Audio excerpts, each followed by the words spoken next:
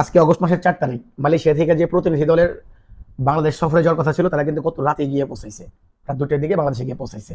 আজকে তারা সারাদিন বয়েসেলে কথাবার্তা বলবে, আলাপ আলোচনা করবে, ভিজিট করবে। অনেকেই কমেন্ট করতেছেন ভাই বয়েসেল কি?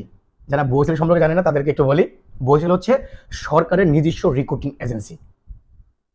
বয়েসেলের বাইরে যতগুলো রিক্রুটিং এজেন্সি আছে সেগুলো বৈধ হতে হবে, সেগুলো মালিকানাধীন। সরকারের মাধ্যম দিয়ে যদি কোনো প্রবাসী শ্রমিক প্রবাসে আসে সেটার প্রসেস করে এই বয়েসেল।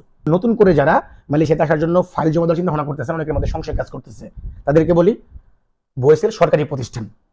বয়েসেলের বাইরে যতগুলো রিক্রুটিং এজেন্সি আছে, বৈধ রিক্রুটিং এজেন্সি যারা ট্যাক্স ব্যাক দিয়ে ব্যবসা করতেছে, তারা কিন্তু এখনো লিস্ট পায় নাই। অগস্টের শেষ সপ্তাহে অল্প পরিসরে যে শ্রমিকগুলো মালয়েশিয়াতে আসবে সেগুলোর প্রসেসিং করবে বয়েসেল।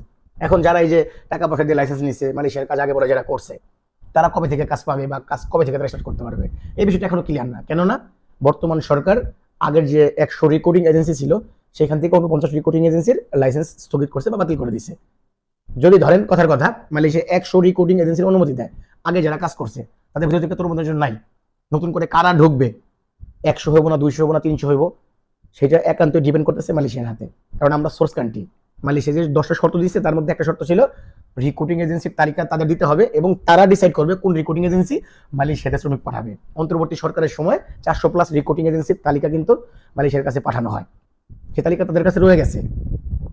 যতই আমরা বলি সিন্ডিকেট হইব না, এটা হইব না, ওইটা হইব না, দিন শেষে মালয়েশিয়া যেটা বলবে সেটা মাইনাস শ্রমিক পাঠাইলে পাঠাইতে হবে, না পাঠাইলে কলিং ভিসা আমাদের জন্য বন্ধ থাকবে।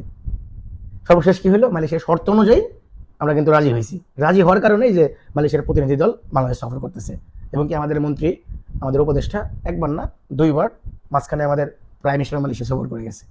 প্রথমেই বয়েসেলের মাধ্যমে বাংলাদেশি শ্রমিক মালয়েশিয়াতে আসার কারণ হচ্ছে কি জানেন? গত সরকারের সময় মালয়েশিয়ার সাথে যে এমওএ ছিল, যে চুক্তি ছিল, সেটার মেয়াদ এখনো এবছরের ডিসেম্বর পর্যন্ত। ব্যাপারটা এমন হইলো, সাপও মরলো লাঠিও ভাঙলো না। কলিং ভিসা চালু করতে বর্তমান সরকার সক্ষম হইলো, প্লাস আগে সরকারের সাথে যে চুক্তি ছিল সেই চুক্তি অনুযায়ী সবকিছু ঠিকঠাক রাখা অল্প পরিসরে হইলেও এই অগস্ট মাসের শেষ সপ্তাহে শুরু হবে মালয়েশিয়াতে শ্রমিক আসা। আর এই কাজগুলো করবে বয়েসেল। বয়েসেল কাজ করতে থাকবে। এর মধ্যে মালয়েশিয়া থেকে তারা ডিসাইড করবে কোন কোন রিক্রুটিং এজেন্সি, কতগুলো রিক্রুটিং এজেন্সি মালয়েশিয়াতে শ্রমিক পাঠাতে পারবে। তবে প্রত্যেকটা রিক্রুটিং এজেন্সি যারা অনুমতি পাবে তারাও বয়েসেলের নিয়ন্ত্রণে থাকবে। শুরুতে যেহেতু বয়েসেল কাজগুলো করবে, এক কথায় ধরেন যত রিক্রুটিং এজেন্সি আছে তারা কাজ এখান থেকেই তাদের নামে অ্যাটাস্টেশন করাক, দিন শেষে ওই বয়েসেল এর অনুমতি ছাড়া মালয়েশিয়া শ্রমিক পাঠাতে পারবে না। সহজে বোঝালাম আর কি। বয়েসেল যেহেতু সরকারি প্রতিষ্ঠান, সরকার চাইলে বয়েসেলের শক্ত হাতে নিয়ন্ত্রণ করতে পারবে। আর যে রিক্রুটিং এজেন্সিগুলো মালয়েশিয়া শ্রমিক পাঠানোর অনুমতি পাবে সেগুলো যেহেতু বয়েসেলের নিয়ন্ত্রণে থাকবে, এক কথা বলতে পারি বয়েসেলের শক্ত করে ধরলেই প্রত্যেকটা রিক্রুটিং এজেন্সি কন্ট্রোলে থাকবে। সরকার চাইলেই অল্প খরচে অল্প ব্যয়ে বাংলাদেশি শ্রমিক মালয়েশিয়াতে পাঠাইতে পারে, চাইলেই পারে।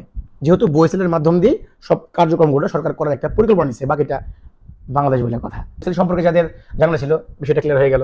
বয়েসেল সরকারি প্রতিষ্ঠান, ঠিক যেমন বিটিভি। আর যদি আপনি আদার্স যে রিক্রুটিং এজেন্সিগুলো কাজ করবে সেগুলোর সাথে কম্পেয়ার করেন, যমুনা টিভি, 71 টিভি, মাই টিভি, এমটিভি, এগুলো কিন্তু সরকারের বৈধ লাইসেন্স নিয়েই ব্যবসা করে। তবে এরা মালিকানাধীন, এক হলো মালিকানাধীন, এক হচ্ছে সরকারের অধীন। এই বিষয়গুলো বুঝতে হবে। ভালো লাগলে শেয়ার করে দিন, আর যারা নতুন পেজটা ফলো করে রাখেন, মালয়েশিয়া সম্পর্কিত যে কোনো আপডেট সবার আগে পাই যাবেন। ভালো থাকবেন সবাই, আসসালামু আলাইকুম।